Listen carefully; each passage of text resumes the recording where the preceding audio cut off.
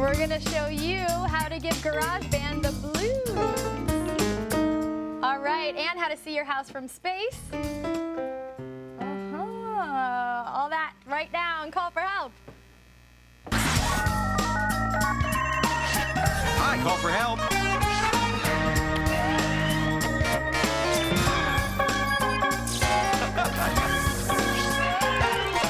Hey, call for help is on.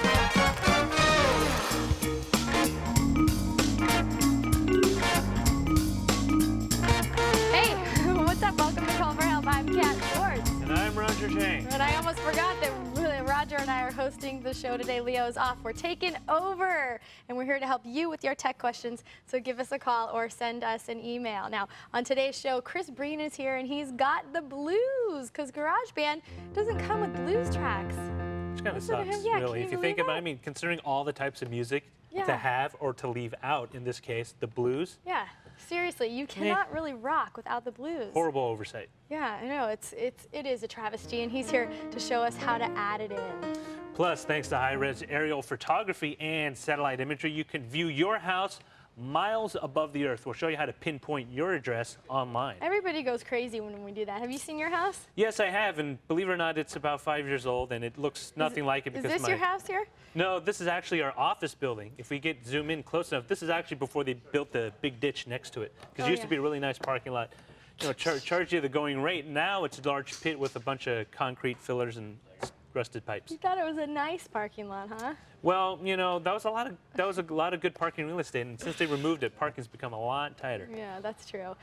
Before we get started, I want everybody to listen to the Howard Stern Show tomorrow morning because I'm going to be there at 7:30 talking about our lovely show, Pacific time. Well, 7:30 all over because they tape it and then they play. Gonna meet Baba Booey? Yes, I am. I'm going to meet the whole crew. I'm so excited. I can't Cool. wait. All right, so now are you ready to get on with the show? Yes, I am. Okay, let's do it. On the Tech TV Netcam Network, it's Gus from Lorton, Virginia. What's up, Gus? Hey, Gus. How's it going? Fine. Going How are great. you doing? Very well. Now, I understand you have a question for us. Yes, I do. Recently, I watched your Leo all the time. I think he's great. And the pointers that he uses for the mouse are just really, really neat. And I would like to have, I was wondering where I could get some. Okay, cool. Well, I did a free file a little while ago, a couple months ago, called Cursor XP, and it's a free download that actually incorporates all of the awesome little pointers that you see directly into your mouse pointers property area in Windows XP. Great. Yeah. So, And the great thing is it comes with 5 or 6 themes, kind of like, you know, a screensaver theme. And if you want, you can actually go and download more because people and all their inventiveness have created new ones. And you can get ones of Superman. You can get ones of this really cool gizmo looking like a bunch of gears moving around. It's a great way to kind of jazz up your system. But you also should realize that because it's an overlay over your standard cursor, Right. you're going to have to worry about when you run certain applications, the mouse cursor might disappear on occasion. But it's easy enough to do. Once you download the program, what I want you to do is find where your mouse properties live. You go to the Start menu, head into your control panel here, and then there's going to be an area that says Mouse. Click on the mouse, and we actually have a shortcut on our desktop directly to the mouse, and you'll see that Cursor XP shows up as its own tab. And then what you can do is look at the different sort of packs that they have, scroll down, and you'll see that here they are. Oh, great. It's easy as that, and you just select one, and then it sets it as your actual pointer. This one's Perfect. kind of gnarly. Check that one Yeah, out. that's the gear one. It's pretty cool. Do you like that one? Once it starts waiting, it has a little gear with a Whoa. bunch of smaller gears orbiting. It looks like I'm going to hurt somebody with that thing. Very mechanical. Old system, so you get all your generic ones with it as well. But oh, check out that hand. That's But like yeah, a Mickey it's a Mouse great way. hand. It's I believe the same people that offer Candy up cane. window blinds, which is a way to kind of change the entire GUI look of your Windows system, and they offer out Cursor XP as kind of a freebie. So the for GUI people. is the user The interface. user interface, you can change it so it looks like a Mac OS desktop, Right. or you can have it look like the Matrix, or you can have it look like Alien or something. It's Right. kind of cool. It's a nice way to dress up your system. Right, and GUI stands for Graphical User Interface. You are right? correct. Yeah, so just to make sure. All right, well, thank you very much, Roger. Sure. And did that answer your question, Gus? It sure does. Thank you very much. Thank you, and it was great to see you on your netcam. Way to go. Okay, have a great day. Bye-bye. Bye. Coming up next, we've got a caller on the line who wants to know how to print web pages without getting the sides cut off. It happens all the time. Yes, very unfortunate. Yeah, we both researched some solutions for him, so stay tuned for that.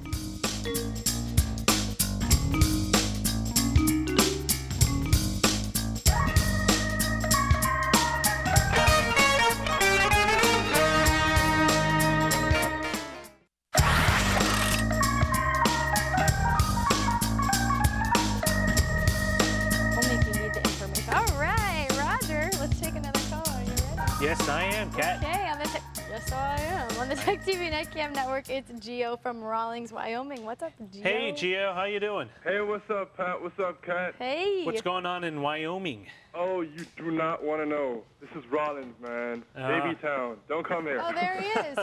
Why? What's going on? It's boring or what? It's cold. It's boring. There's nothing to do. Yeah. Well, it is I watch Wyoming. TV, you know? So you like to just sit around and geek out on your computer, huh? Oh, man. Don't tell anybody that. Oh, hey, I think it's pretty cool. That's cool. So, yeah. Cabin fever, go away because you're going to be with your computer. Yeah. All right, gosh. Cool. So what's your question, Gio? Well, I'm doing a computer information system class now, and sometimes I have to print documents, you know, directly from a web page, Right. and I get the right side of my document cut off. And I'd really like to keep some of the graphics on, you know, stuff like that. Okay, cool. So right now you're using Internet Explorer, right? Right. Okay, so now what he's talking about, if you've ever actually tried to print a page, this is our call for help website. On this side here, you see that it's like totally cut off. You can't see everything. Wait, is this the right one? No, wait. This is the one I wanted to show you. It's all cut off, okay? Okay. So that's what you're talking about there. You can't see this whole area. Now what I've done with this one here is in Internet Explorer, I've done a little bit of changes to the layout of the printing of the page, which I'll show you how to do, but it's still pretty much cut off. In order to get a little bit more resolution out of that, you're going to go up to File on the page that you want, go to File, go to Page Setup, and you're going to set the margins to 0. And that's going to give you the second page that I showed you with still a little bit cut off. Your other option, which is kind of annoying to get a page to look like this, obviously, is to print it in landscape. You just do the same thing. You go to File, Page Setup.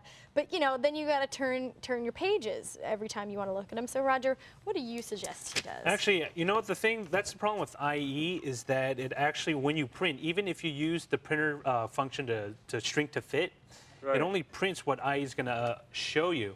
Right. And unfortunately, that oftentimes cuts off a web page. Now, you don't like using the printer-friendly version of a story, like, for example, on a news site? Right, because I lose all the graphics and pictures and stuff. It's just and it's kind of irritating. You know, that's why you see a lot of sites that come out with printer-friendly versions, is because they know people want the text. We actually do that on our site. If you click on one of our older stories, you just get a full-bodied formatted text straight for printing. But if you want the graphics, the best way to go, in my opinion, is actually use a browser like Mozilla. And Mozilla will actually shrink the entire page. This is what we got with Mozilla. Will fit the entire single page on for a paper border that you have. So you can see by the entire top, none of it's been cut off. And most of the graphics have been included, except for the one pop-up ad that we get on the right side of our website. Right. Yeah. So, and you know, it's a very free way to do it. It's actually less clumsy than trying to always change your printer parameters.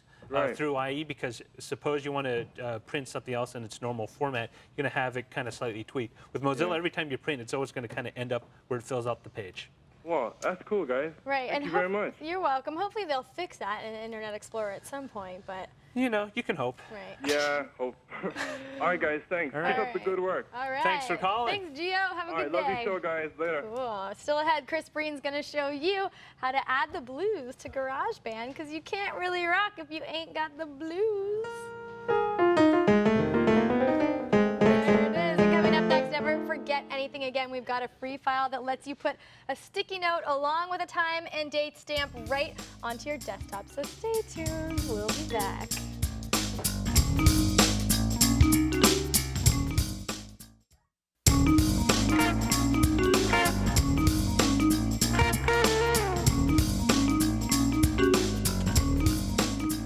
Oh yeah, idea. Today's free file is a program, digital to-do list right on your desktop. It's called Notes Holder Lite, and here's Roger Chang to tell us all about it.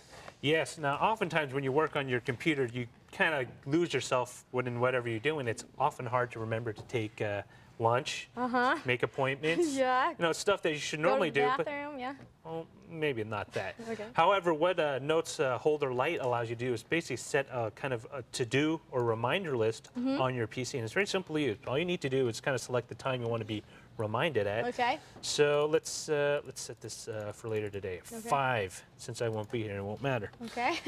Go home and eat dinner. Wow, you have to remind yourself to do that? Yeah, sometimes. Okay. It's kind of shameful, but hey, what can you do? Okay. Click OK, and Right. now I'll have a new reminder at the down here. That's great.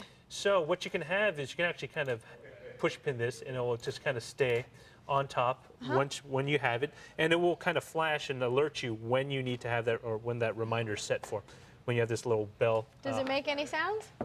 Not that I've heard. It'd be cool if you could like assign some rock out song. Unfortunately, yeah. Unfortunately, it does not allow you to assign a Okay. specific wave or an MP3 file to an event, so you can't have like, you know, get off your duff and go eat lunch or anything like that. Hello, go to lunch. Open book and read first chapter. It's very simple. All right. I'm a very simple kind of guy, but Yes, it's you are. very simple to use, and it's a great way to kind of keep track of things, especially when you've got a very busy, hectic schedule that requires you to be constantly glued to your PC. Easy enough. Yes, very easy. All right. Thank you very much Sure. for that, Roger. And we've got the link, of course, on our website. And you know what that sound means? It's time for the T-Mobile call of the day. With T-Mobile, you get more. You get more from life, more minutes, more features, and of course, more service. On the phone, it's Jack from LACA. How's it going in Los Angeles, Jack? Hey, Jack. I'm doing fine. It's real hot. Yeah. Cool. 90 degrees. It's 90 degrees there? Yep. Oh, man, I thought it was Wow. hot here. It feels like about 80. Don't you just love California? 90 degrees? Oh, yeah. Hot. I'll be filling the pool up later. Oh, we're Ooh. coming to your house. Come on down. Okay, cool. So how can we help you, Jack? Okay, I got a question. I got a DVD that's got a live concert performance on it. Okay. And what I'd like to know is if I can extract those songs to put on the iPod.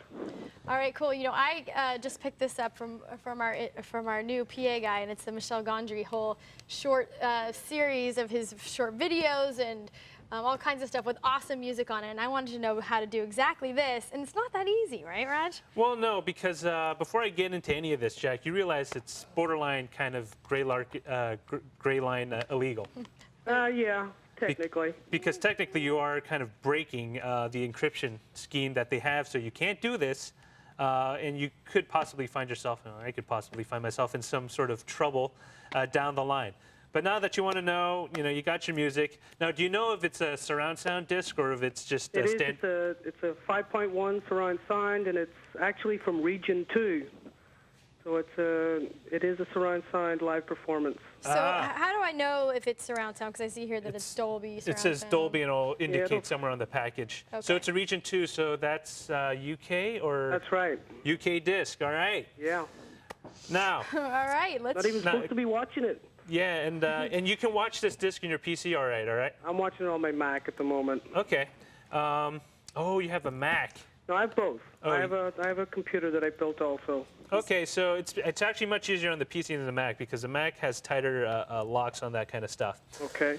Now, what I'm going to use is a program called DVD Decryptor, and this is a freeware, and this allows you to essentially strip and remove the encryption scheme on a DVD. Now, would Leo approve of something like this that we're about to show? Or Well, if you own the disc, and it is a Region 2 disc, is it a Hollywood movie disc, or is it something made in the UK? No, it's a live performance back in 1999 on in Germany. I can't give you the name, I guess, but it's a live performance on New Year's Eve, 1999. Oh, Okay, yeah. It's quite unique, and I'd rather have just the music than the visual. So what we're going to do is, since I'm not very up on my legalese, I'm just sidestep the whole issue, and we're going to go through DVD Decryptor. What you're going to do is you're going to strip these files out right So here. you got my CD in there now, my DVD in there now. the VOBs. Okay. Right here. And once you strip these VOBs out, it's going to take some time, so I can't really do it right now. Okay. Once you do that, you're going to have a separate, you can strip the audio files out. However, because it is in an AC3 or kind of surround sound format, Dolby Digital, you won't be able to listen directly because that format's incompatible with the AAC or the MP3 format that you would use on your iPod. So you would have to use something like AC3 Filter. This is actually a shareware application that allows you to take those audio files from the VOB and actually take them and strip them and put them out into a WAV file. Wait a minute. So you use this first program You need here this first program, DVD decryptor, to take those files off the disk. Okay, and then once they take them off, you just assign them to some folder where you know where they are. Well, they'll dump themselves into a specific folder. Okay, and then you reopen that folder in this other program. Yes, or you within AC3 Filter, and then you would have to separate it out so it would be into a two-channel stereo. How do you do that? Well, you would actually just select the file that you would want to. So you import it or something. Yeah, you would just select the file that you would want, and then you would actually just load it up. You would load it up, and you would see where it says outputs. You would actually have to select two-channel stereo. PCM 2 stereo. This is what your CD quality or standard CD audio format would be, and you would save it out as a PCM or WAV file, and from there you could encode it into an AAC or an MP3 And then file. it takes a while also because it has to run the whole song through the program. Yes, it would have to run through it, so it's not something you would be able to do in a few minutes. It's something that would probably take a couple hours. Another solution is to use a program called, whoops, let me see if I can find it, DVDX. And this program will actually allow you to output the audio straight as a WAV file. Okay. Now you have to remember, because it is a surround sound, you're going to lose some quality because that format's already compressed. And as you take away some of the existing channels, you're going to lose some more of the musical quality. So what you get up with might not sound exactly the same as you heard when you were watching the DVD, but it'll still sound pretty darn good. And let me ask you one more question. Now, I know that there's a program called Stream Ripper, which allows you to just record some sort of stream. Can you use something like that just to directly take it right off of the DVD as you're playing it? You would think so, but no, because Stream Ripper is actually designed to take an MP3 stream over the web. And instead of playing that back, well, it does allow you to play that back, it also writes the file at the same time to your hard drive. Because what you are streaming is a computer file, so you don't really have to recompress or uncompress or downmix into a two-channel because it's already in that format. Cool. Does that answer your question? Yeah, I'll take my time and give it a try and let you know if it works. Yeah, best place to look is probably dvdrhelp.com. They actually have a really good kind of explainer on how to do all of that. Okay. Yeah, so go ahead and check it out. Thank you so much for calling. Hey, thanks, guys. You have a good day. All right, bye-bye. Coming up, want to know what your house looks like from outer space? I want to know. We're going to show you how to find out. But before we take the break, why don't we test your tech knowledge with our daily quiz? Head to our website, click on the quiz, and if you get the answer correct, we just might give you a Tech TV t-shirt. So tell me, which famous sci-fi author was geosynchronous orbit named after him? Isaac Asimov, Arthur C. Clarke, Douglas Adams, Seymour Sputnik. We'll reveal the answer later in the show, so don't fly away. Stay here.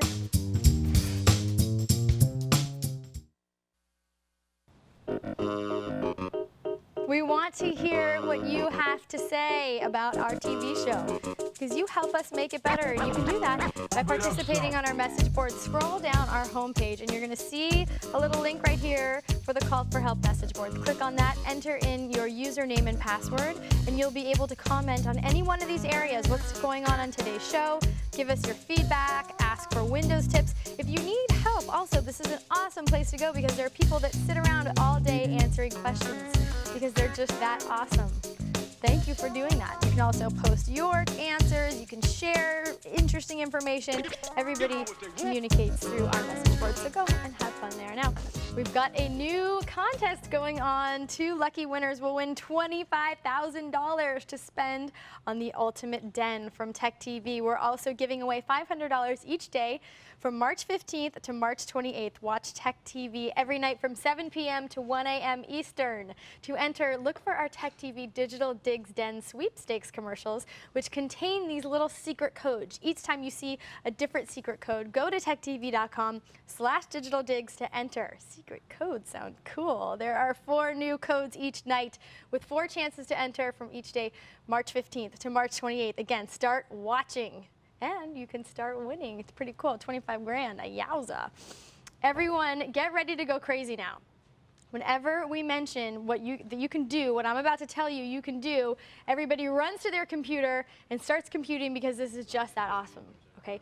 It's seeing your house from outer space. Now, don't run yet. Watch how you actually do it. There's a couple of different sites.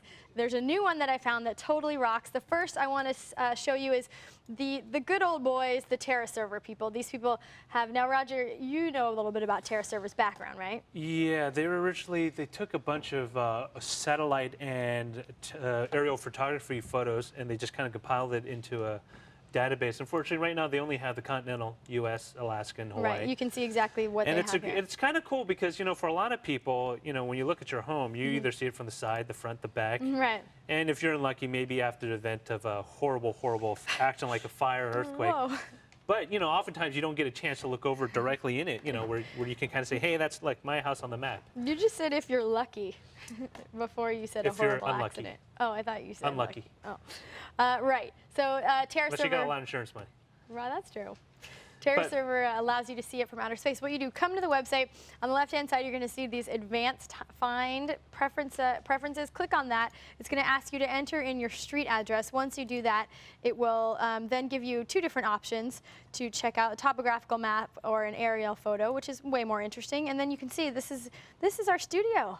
Yeah, no, you have to realize these aren't like a daily or a monthly photos updated. As you can see at the top, it's from 1993. Right. Oh no, this is our office building. This is our office building, and Right. this is actually before we moved in, so it was still when it was the fashion center. Right, There so- are a few low warehouses around there. It looks almost nothing like that now. So you can zoom in and you can set which size you want your map to be set at, and it's just a fun way to check out your house from a different perspective. Yes. Now there's another site that where are we over here? That I stumbled upon called TerraFly.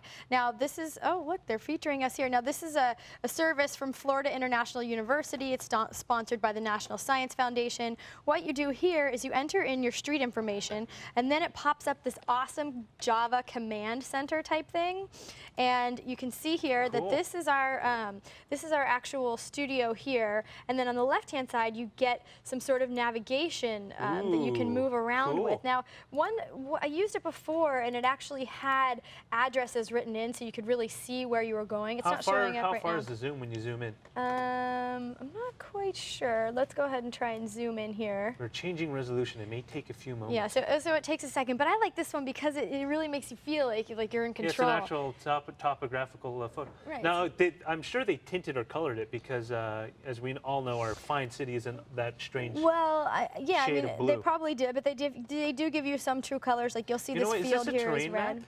I wonder if those the color marks out a different terrain height. Could be. No, I don't think it is though. Oh, fly quota is exceeded. Oh. I exceeded my fly quota, but you get the idea. Command centers are cool, and there's always new sites like these popping up. So if you find any new ones, send me an email because I like showing them everybody again. They go crazy about them. So you'll find all the details about these two sites on our website, techtv.com/call-for-help. Send me emails. cat@techtv.com. Roger, you ready for another call? Yes. Okay, let's go ahead and take John from Lake Villa, Illinois. Hello, John. Hey, John, how you doing? Oh, pretty good, Kat. How about you, Roger? I'm doing great. How's Lake Villa? Is it Villa? Lake Villa. Lake Villa, Illinois. Right. There should be two L's in the air. Oh, Yes. Okay. cool. All right, so how can we help you today? The reason I'm calling, I'm using Windows Pro 2000. Okay. And I have a lot of icons on my desktop. And what I'd like to do is find out if there are multiple desktops that I can have, like one for working with video, one for working with word processors, and I just have those icons on that desktop and then hotkey between them. Now, you want to have unique icons for each screen? Correct, yes. You know, I found one called Secret Screens that did allow you to do something like that, but it didn't have the option of having different icons on each page. So you're saying that this is what makes Yeah, this now unique. the reason I asked that is because I was unable to locate one, like for example in Linux, you can actually have multiple consoles and have unique icons in each one and not lose them when you switch around. Now, most of the ones available for Windows allow you to have multiple screens or desktops, but they keep all the icons you have. One is Virtual Dimension. It's actually a really cool program. And you can actually create a new desk on each desk. I'm sorry.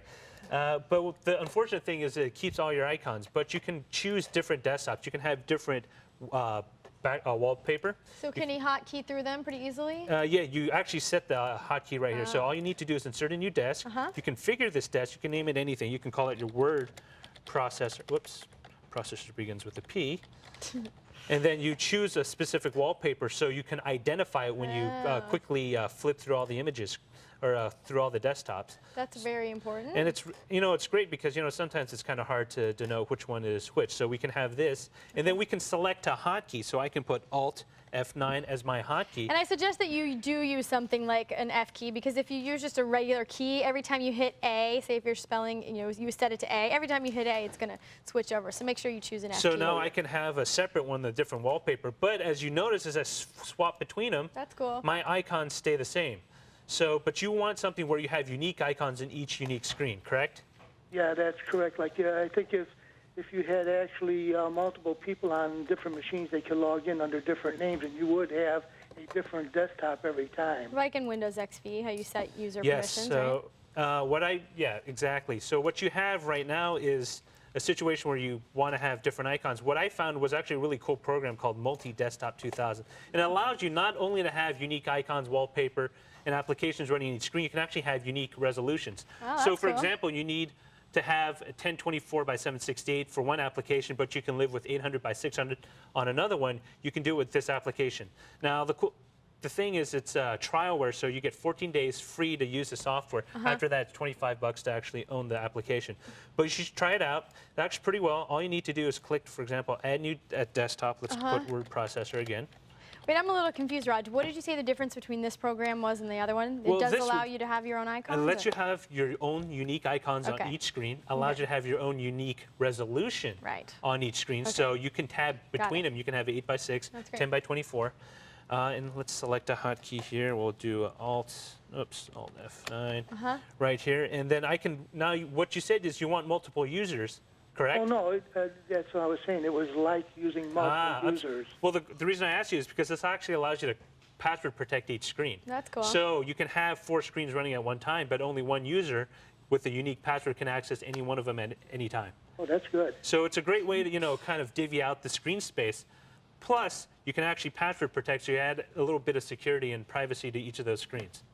But this one, it costs some money. How much is it? It's $25, but you get a 14-day free trial. Yeah, so try it out. If you like it, $25. Well, I'll give it a try. All right. Hope we could help. Thanks a lot, guys. Have a good one. Thank you. Thank you so much for calling in. Coming up next, learn how to play the blues with Apple's music-making software, GarageBand, when Call for Help continues. That's great, Raj.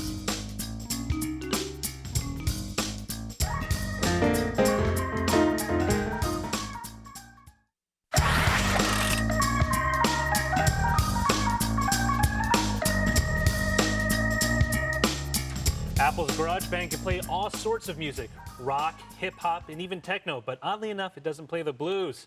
Fortunately, Mac guru Chris Breen is here to show us how to remedy that terrible, terrible oversight. Yeah, it is a little odd. I mean, they've got this program called GarageBand, and as everybody knows who's ever been in a GarageBand, the very first thing you do after you plug in and learn how to play your instrument is play the blues. And yet, GarageBand doesn't have the blues in it. You know what, you would think with all the emphasis on kind of quality and diversity that they try to add to their products, Apple would have, at least included something. Well, I mean, they have sort of like these blues licks, but they don't have like a blues beat, which is odd. But I think they're trying to appeal to the kids of today, and it's sort of, that's blues is a little more old school. But come on, it's such an integral part of modern day music, including rock. You're right. I might You're add. right. I mean, the blues is the basis of a lot of rock music. So, but I'm going to show you how to do this. So we're going to fix this. All right. So let's get started. Well, what do we need to do first? First thing you do is you want to go out on the web and you want to find yourself a MIDI blues file. There are a lot of them out there. All you have to do is go into Google, enter 12-bar blues MIDI. Now, that's very important. Why is it 12-bar blues? Well, 12-bar blues is the traditional blues pattern. There's 16-bar, there's 24-bar, there's larger, but 12 and the bars bars indicate the number of measures, measures in the sheet music. Right. All right. So once we do that, we get the MIDI file. What do we do next? Our MIDI file, what we do is we'll have it on our desktop. I've got one over here. And here it is. I've got a slow blues in G file. What I'm going to do is launch a program called Don't Do MIDI, which means don't do MIDI. And I will take this. Kind of ironic, considering you're dragging a MIDI application. Yes, it does. Well, the thing is, because GarageBand doesn't import standard MIDI files. Oh, but that's kind of interesting because most of the interface is very MIDI-like, especially it's very MIDI-like with the instruments. Right, but export and imported MIDI is very dodgy under GarageBand. So what you have to do is you have to trick it. So this program, Don't Do MIDI, takes a standard MIDI file and it wraps it in an AIFF wrapper, which is what GarageBand expects to see. Okay. And what it does is it creates this folder full of files that you will then drag into GarageBand. One thing you want to do before you do that is check the report. And you want to find out, first of all, if it's in a particular key. No, it isn't, but you want to check tempo in particular. Right here it says 104. Now, what should the standard tempo be for a standard 12-bar blues? Well, it depends. You know, it can be a fast blues, it can be a slow blues, but you want to make sure that you know that number, because when you do go into GarageBand and you create a new program, it's going to ask you what tempo you want. So here we have that file at 104. So, but now, if we change the time on this, it's not going to really adversely affect the beats per minute. No, but what will happen is it won't line up on the grid properly. Okay. So you want to make sure you do that.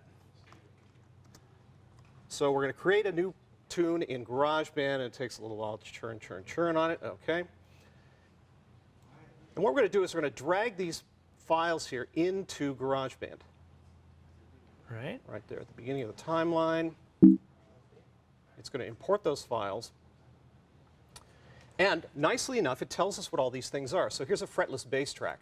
So we want to open this up and we say, okay, we need... Oh, so it doesn't auto select the instrument for you, but No. it tells you what instrument should be there. Right. If the author of the thing was nice enough to label all these things properly. So we've got a rhythm guitar track here. We'll do something like electric tremolo for that one, and we've got a drum track here, and this is going to be rock kit. Well, it should sound pretty It should sound snazzy. pretty darn bluesy. And then you can play an accompaniment to the entire piece. Right, and I will just do that. What the heck? We'll add a real instrument. We'll put a guitar in here. We'll have something like big electric lead. And if we start playing this...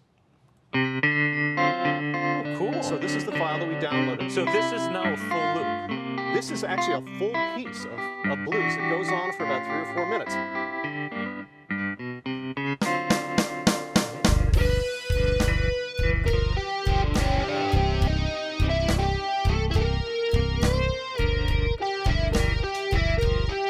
That's pretty cool. That's great. You know, it's kind of weird to actually hear a guitar come out of a keyboard. It is a little weird, and if you're a piano player, it's not natural. It's very unnatural. I Because played you the gotta piano for bend 5 notes. years, and it's just Yeah, you know, Steinway Grand, it doesn't have a bend on it, so you can't go. Yeah. But when you're playing guitar here, you can do that. So, and that's really all there is to it.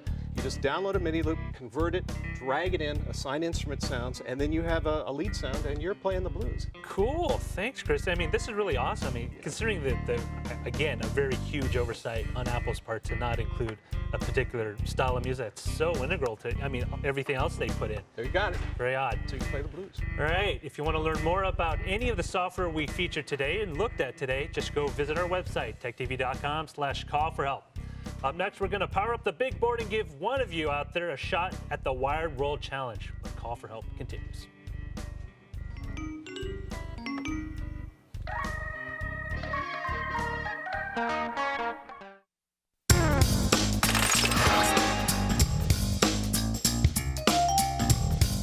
Welcome back. It's now time for the Wired World Challenge. For that, we have a caller on the line. Kat, can you tell us who it is? Oh, you're doing so good, Raj. Thanks. Yeah, on the phone, it's Carrie from Concord, California. Hey, Carrie, are you ready to go? Yeah, I'm ready to go.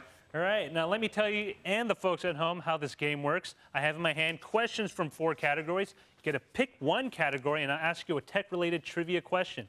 You have exactly 15 seconds to come up with an answer. And here's the best part. If you answer correctly, you get a shot at our huge prize board, where we've covered up some pretty cool prizes with really just nondescript numbers. Sound good? Yeah, sounds good.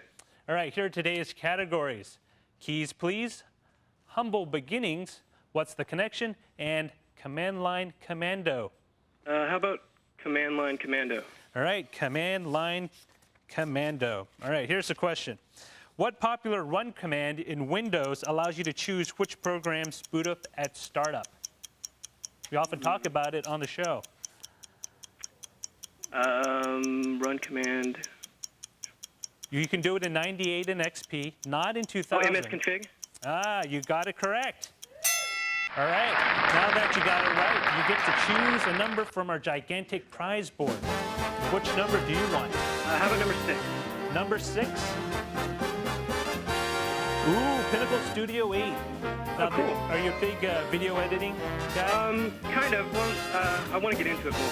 Well, you know, Pinnacle Studio 8 is actually a great way to start. It's very easy to use. And although Pinnacle came out with Pinnacle Studio 9, that was just a month ago, this program is actually very, very good. Okay. All right? Cool. Thanks. Have fun with the product. All right, thank Now, you. the Wire World Challenge is happening every day, so head over to our website to sign up, and you might be tomorrow's contestant. All right, Kat, let's take another call. Who's on the line? On the line, it's Alex from Salem, Ohio. Run, Roger, run. Hey, Alex, how you doing? Alex? Good. Good? All right, how can I help you today? I'd like to know about a way to protect your home PC from friends and family. From friends and family? Yep. Do you not trust your friends and family? No. Well, it's good because I didn't trust my friends and family when I was growing up either. All right, now you have a Windows 98 system? Yep. All right, now the thing with Windows 98, unlike 2000 or XP, is that you can't actually lock out people. And in fact, it's a very open system, which is a big complaint for many people, which is why I recommend a product called System Lock. And I have it running down here. All I have to do is double-click the icon, and I lock the system. So no matter what I do, no one can get in until they press Control, Alt, F9, put in the secret password, and then it unlocks. And the great thing is you can actually have it so it boots when you originally start up the system, or you can have it lock when you boot up automatically. Sound good? Yeah. And it's kind of cool. You get a bunch of features. You can actually have it so it locks out the ability to boot. So as soon as you turn off the boot function in your drive, people can't boot and get around it. It's actually a really great way to keep people out of Windows 98. All right? Okay. All right, Kat, how can we help someone else? I'm reading the message boards. They want to check out these bad boys. There Wow. you go. Thank you. Are those racing checkered? Oh, no, patterns? they're just, you know, Oh, cool. they're cool.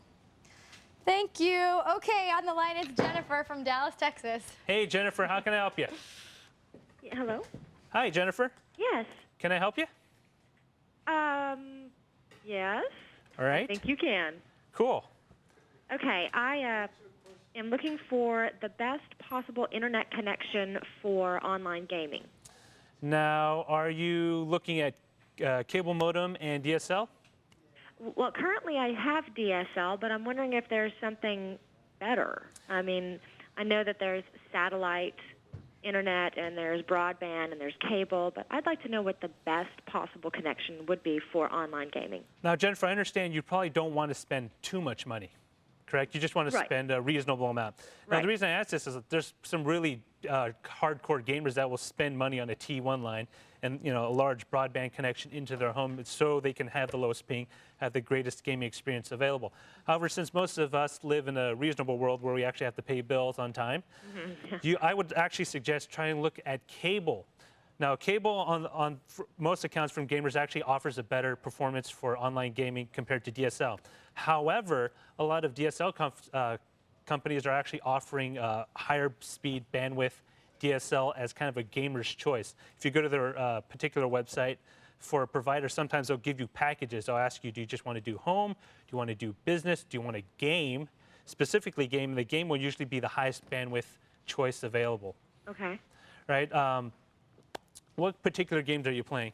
EverQuest online? EverQuest. Now, see, that's not so much of an issue, I don't think, compared with first-person shooters like Quake or Unreal, where you're trying to get the maximum number of frames per second available.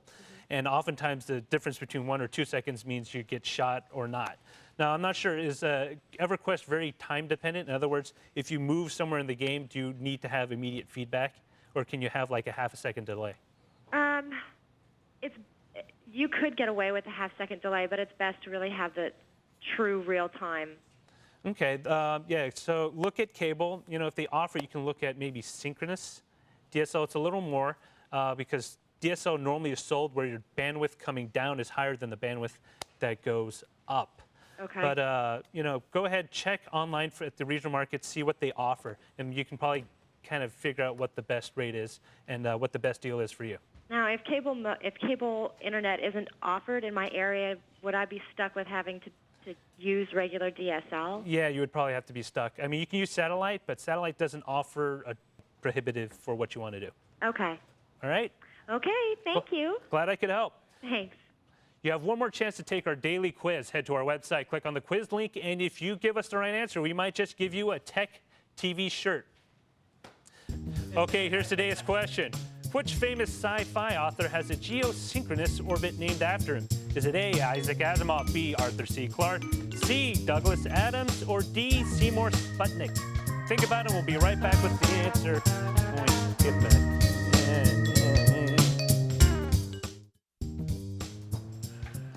Before the break, we asked you which famous sci-fi author has a geosynchronous orbit named after him. A, Isaac Asimov, B, Arthur C. Clarke, C, Douglas Adams, D, Seymour Sputnik. And the answer is B, Arthur C. Clarke, the author of 2001. Right, great. In 1945, Clarke wrote about the concept of satellites in geosynchronous orbit in a scientific paper titled "Can Rocket Stations Give Worldwide Radio Coverage?" Check and out. you have to understand, back then, the whole concept of going in orbit was like science fiction. It hadn't been done before. It wasn't until the U.S. and the Russians managed to steal away enough German scientists that were working on the V2 project to build boosters where you could actually send people out into space. Fascinating, huh? Yes. Have you read that paper?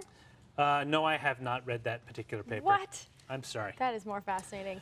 All right, before we get to the emails, we had a caller asking about ripping audio from a DVD Yes, that he had his on German band. onto his iPod, but he also had a Mac, and Chris Breen actually has a great solution for him. Let's hear it, Chris. I do indeed, and that solution is a little program called Wiretap, and it's from Ambrosia Software.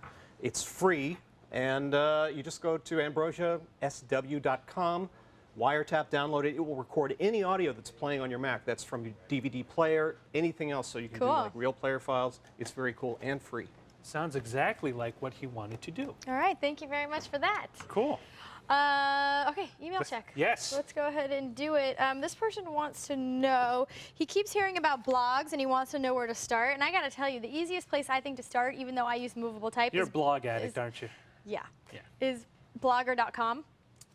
And it's really easy to use. It's free. All you have to do is come here, sign up for an account. You get to pick out what you want your blog to look like through the different templates. And it's easy enough just to send out the link to whoever you want.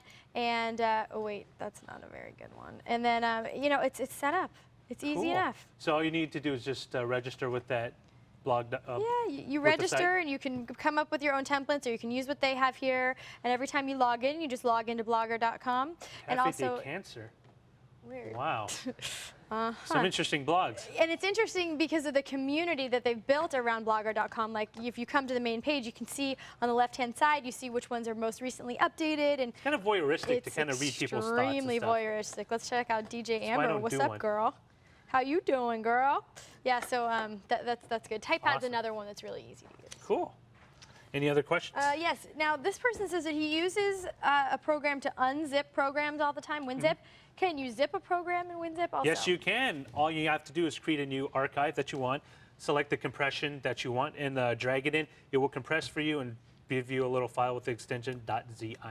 So is there any way we could show that? Do we have it on this computer here? You can. Let's see. If you can. I mean, every computer we have should have WinZip on it. Yes. So go to WinZip at the bottom. Oh, we have it? WinZip. Click WinZip. Cool. And just go to close, right. and create new. And just drag the, just type a new name and select the where you want it. Okay. And then just select all the files you want. It will zip it all up. Right. Okay. Cool. Okay, well, that's easy enough. All right. All right, that's it. That's all we have time for. I'd like to thank today's guest, Chris Breen. I hope you enjoyed this show. Thank you so much for watching.